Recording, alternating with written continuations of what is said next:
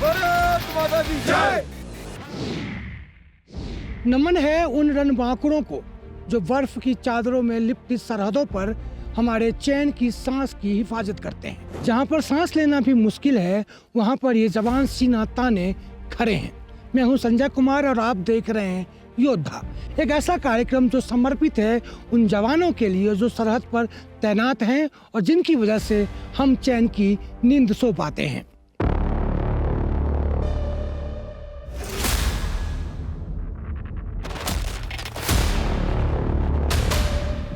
जहां सांस लेना भी एक चुनौती है, जहां तापमान -25 डिग्री तक गिर जाता है, जहां हर कदम बर्फ में धंसता है और हर सांस में बर्फ की सुई चुभती है,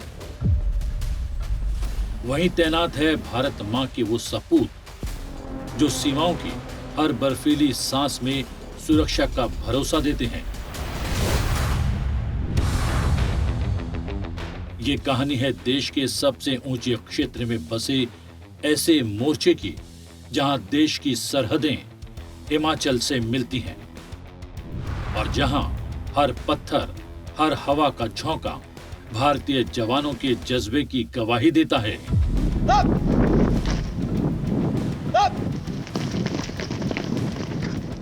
हिमालय की गोद में बसा ये इलाका भारत की पूर्वी सीमा का वो प्रहरी है जहां हर घाटी रणनीतिक महत्व रखती है। तो आइए आपको भी लिए चलते हैं उन ऊंचाइयों पर जहां जीवन जीना मुश्किल है, पर हमारे जवानों ने हमारी सांसों को सुरक्षित करके रखा है।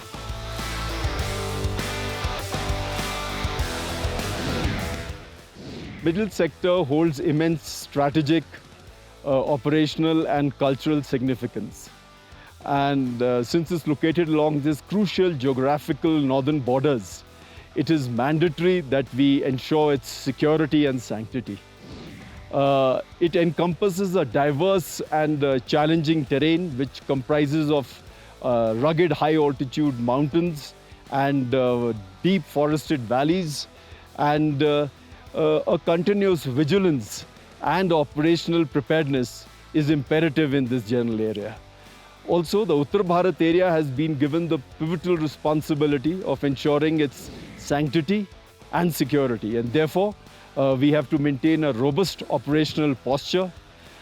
We have to ensure that there is a constant surveillance of the line of actual control with all means possible, and also to maintain a seamless cooperation with our sister organizations. Sumdo Himachal Pradesh की ऊंचाइयों में स्थित एक बर्फीला चौकी इलाका। यकीन मानिए, हमारे लिए यहाँ सांस लेना भी मुश्किल हो रहा था, लेकिन भारतीय सेना के ये जवान हमारी सांसों की रक्षा के लिए यहाँ तैनात हैं।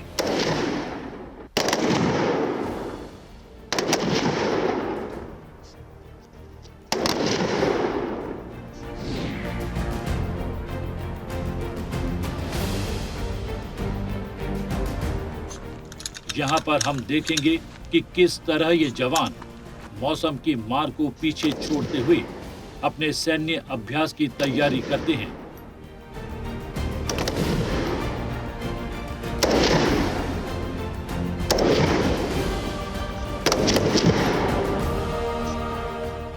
ये कोई आम नौकरी नहीं है, बल्कि ये जीवन का व्रत है। दोस्तों, जहां हम चाय की चुस्कियों के बीच अपनी सर्दी काटते हैं, वहीं ये जवान ग्लेशियर के दरारों के बीच गश्त लगाते हैं। आइए मेरे साथ और देखिए कैमरे की नज़र से वो जिंदगी जो हर कदम देश के नाम होता है। मिलिए मातृभूमि के उस योद्धा से जो मरते मरते भी कहता है, मातृभूमि का झंडा थामे रखूंगा।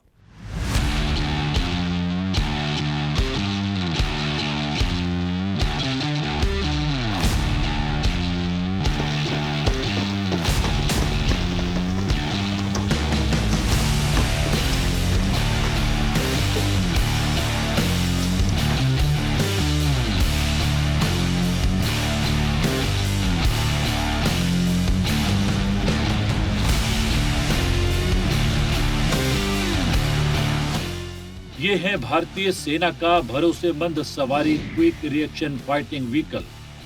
इस चलते हुए व्हीकल में कैसे ये जवान अपने टारगेट को तबाह कर देते हैं, उसका बेहतरीन उदाहरण हमें यहाँ देखने को मिला।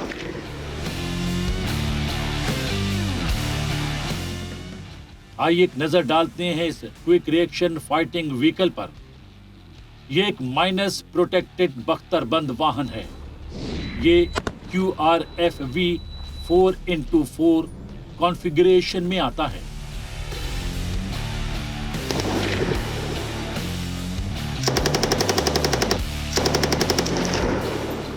क्विक रिएक्शन फाइटिंग व्हीकल को बारूदी सुरंग सुरक्षित सैनिक परिवहन वाहन के रूप में विकसित किया गया है और इसे विद्रोह रोधी विशेष प्रतिक्रिया वाहन के रूप में भी इस्तेमाल किया जाता है।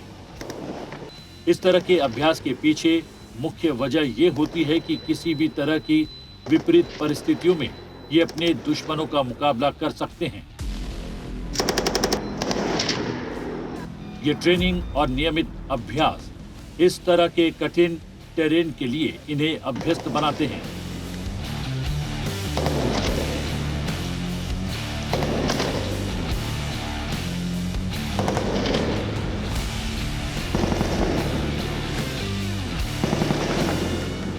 To enhance firing efficiency and sustain battle readiness of troops, small arm firing ranges have been established at forward post. Indian Army regularly conduct firing practices from QRFE and other tactical firing positions. The drills are mission oriented and have been designed to sharpen reflexes, improve accuracy and confidence building for seamless weapon handling under operational stress. Continuous training at these ranges facilitates realistic training under actual terrain and climatic conditions, enhancing weapon handling and operational readiness.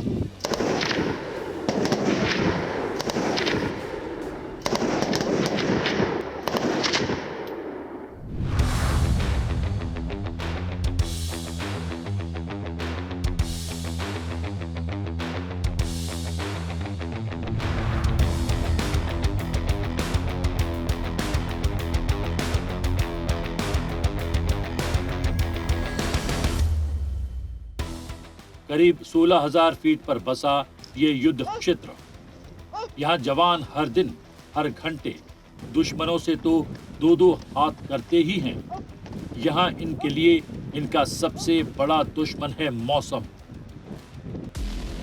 बर्फीला तूफान, oxygen की कमी और कभी-कभी सीमा से आने वाला तनाव।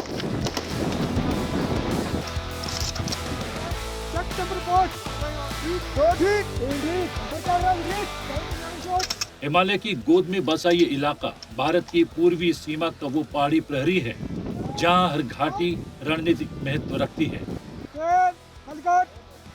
लेकिन इन सब के बीच जवानों की आंखों में बस एक चमक होती है, मातृभूमि की रक्षा का गर्व।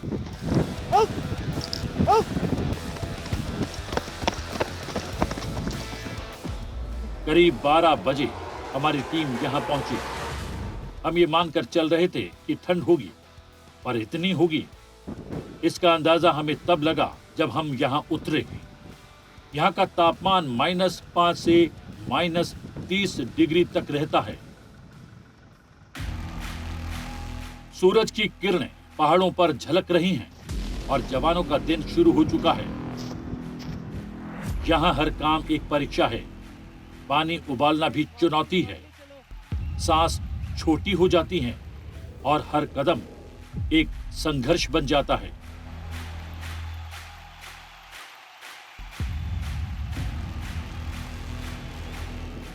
लेकिन इसी संघर्ष में बसता है गर्व। एक जवान की मुस्कान देखिए। चेहरे पर ठंड का असर है, लेकिन आंखों में दृढ़ निश्चय है।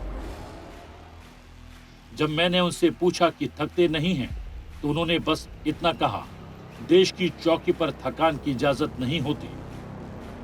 ये जज्बा ही है जो बर्फ को भी पिघला देता है। पहाड़ों पर युद्ध लड़ना दुनिया का सबसे कठिन सैन्य कार्य है, लेकिन भारतीय सेना ने इसे एक कला बना दिया है। आए हुए बदलावों की फोटोग्राफी, जिसमें en route, water level check, snow level check भी शामिल होगा। पॉइंट हिट करने के बाद LRP की डीब्रीफिंग भी इसी जगह पर होगी। To dominate own area of responsibility and ensure presence in far-flung areas, long-range patrols are conducted by the troops of Indian Army on a regular basis. These patrols are conducted jointly with the Indo-Tibetan Border Police and are of varying duration. The hostile climatic conditions, rugged terrain and multiple agency participation in these missions necessitates meticulous planning and coordination before commencement of patrol. Troops participating in these patrols are equipped with the latest equipment to enhance operational efficiency and survivability.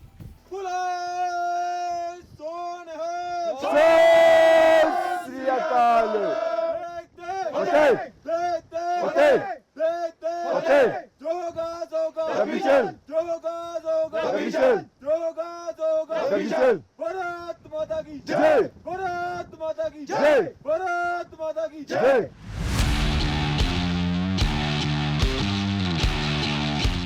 अब बारी थी रात की। दिन ढलते ही पहाड़ों की ऊंचाइयों पर सन्नाटा गहरा जाता है। हवा की आवाज भी मानो किसी अनजानी हलचल का संकेत लगाती है। लेकिन इसी अंधेरे में सीमा की रक्षा की सबसे कठिन पारी शुरू होती है।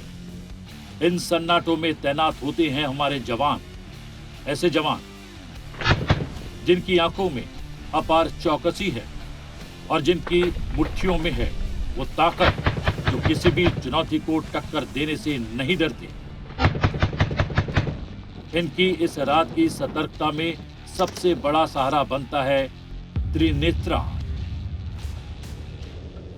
वो आधुनिक नाइट सर्विलांस सिस्टम जो अंधेरे को चीरकर सीमा की हर हलचल को जवानों तक पहुंचाता है।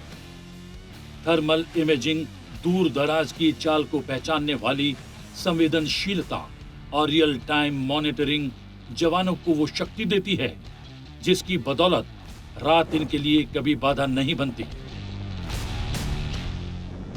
लेकिन चौकसी सिर्फ निगरानी तक सीमित नहीं रहती।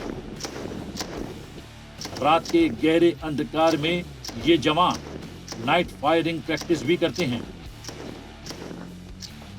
ताकि ये सुनिश्चित हो सके कि समय चाहे दिन का हो या रात का, परिस्थिति चाहे कैसी भी हो, ये जवान हर पल हर सेकंड कार्रवाई के लिए तैयार रहते हैं।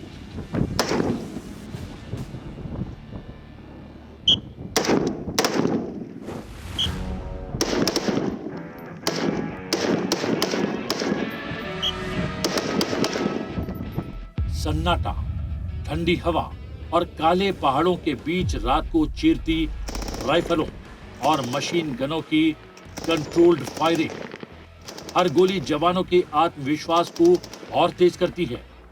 यह अभ्यास सिर्फ प्रशिक्षण तक नहीं, ये एक संदेश है कि भारत की सीमाएं सोती नहीं हैं और उन्हें सुरक्षित रखने वाले ये वीर भी कभी थकते नहीं हैं। त्रिनेत्रा की नजर, जवानों की चौकसी और रात में की जाने वाली प्रैक्टिस, ये सब मिलकर एक ही विश्वास को मजबूत करते हैं कि चाहे अंधेरा कितना भी गहरा क्यों ना हो, सीमा की सुरक्षा हर पल अडिग है।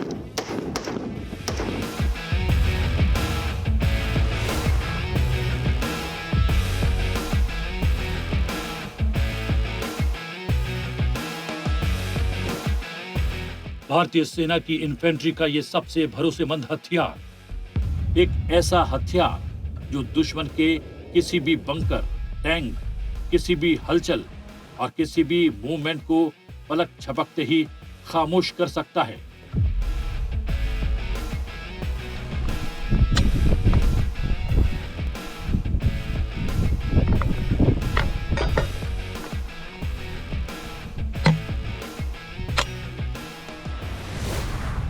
हम फायरिंग रेंज पहुंचे जहां हवा में सिर्फ एक ही चीज थी, शक्ति, सटीकता और भारत की सैन्य तैयारियों का वास्तविक रूप। नंबर 2 सामने टारगेट एचटी रोड पर।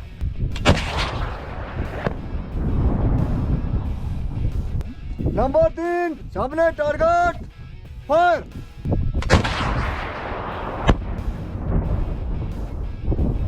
इनके ट्रिगर पर उंगली रखते ही साफ पता चलता है कि सिर्फ एक हथियार नहीं, लाइट इन्फेंट्री का भरोसा, उनका आत्मविश्वास और उनकी सबसे बड़ी मारक शक्ति है।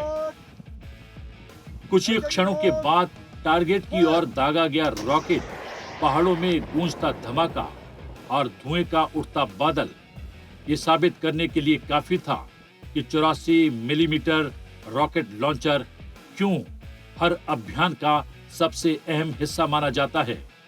ये हथियार भारत के उन जवानों के हाथों में है जो हर परिस्थिति में पहाड़, जंगल, रेगिस्तान या बर्फ हमेशा तैयार रहते हैं।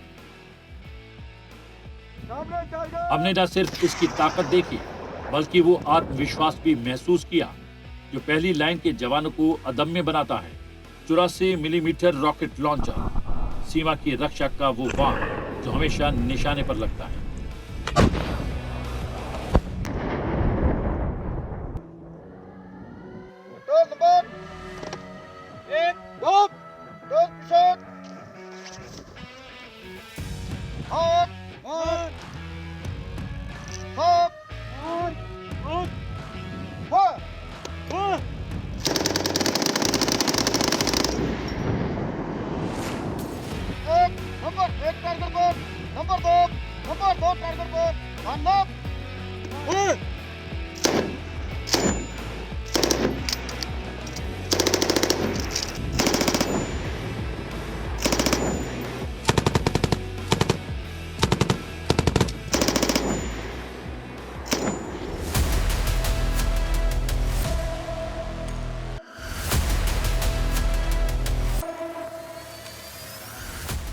इसके बाद हम लोग इसी फायरिंग रेंज में मिले एक ऐसे हथियार से जिसे बटालियन कमांडर का तोपखाना आप कह सकते हैं।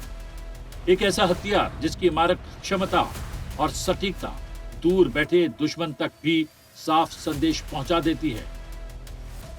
इस मोर्टार की रेंज 5000 मीटर तक जाती है, यानी 5 किलोमीटर दूर मौजूद लक्ष्य भी कुछ ही सेकंड में निशाने पर आ सकता है। पहाड़ हो, जंगल हो या खुला मैदान, मोर्टार उन हथियारों में से है जो युद्ध की स्थिति में जमीन से ऊपर गिरने वाली सबसे घातक आग बरसाता है। भारतीय सेना के जवान इस मोर्टार का इस्तेमाल सिर्फ हथियार के तौर पर नहीं बल्कि रणनीति के एक अहम हिस्से के रूप में करते हैं ताकि दूर बैठे दुश्मन को दबाव में रखा जा सके और अग्रिम मोर्चे पर लड़ रहे जवानों को बढ़त मिल सके।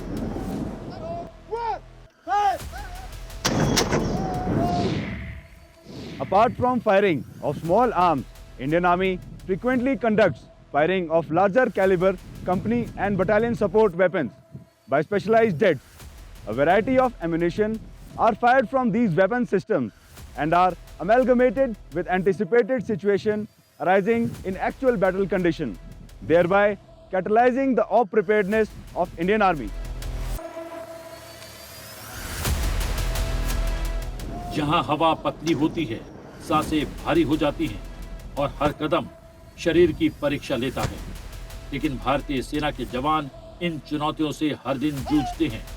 इन्हें चुस्त दुरुस्त, मजबूत और मानसिक रूप से तैयार रखने के लिए सिर्फ हथियार ही नहीं बल्कि योग, खेल और जिम भी इनकी दिनचर्या का अहम हिस्सा है।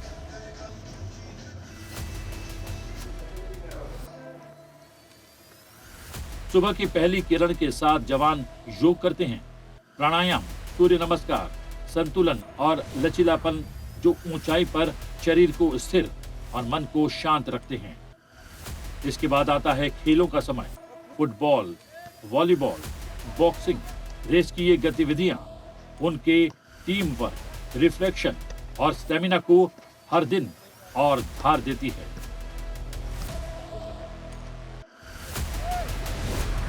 और फिर जिम, जहां भार उठाने से लेकर एंड्योरेंस ट्रेनिंग तक हर अभ्यास इस बात की गारंटी देता है कि जवान किसी भी मोर्चे पर, किसी भी भार, किसी भी हथियार और किसी भी अभियान के लिए हमेशा तैयार रहें। इन सब का मकसद एक ही कि चाहे ऊंचाई कितनी भी कठोर क्यों ना हो, भारतीय सेना हर हालात में फिट, मजबूत और अदम्य रहे।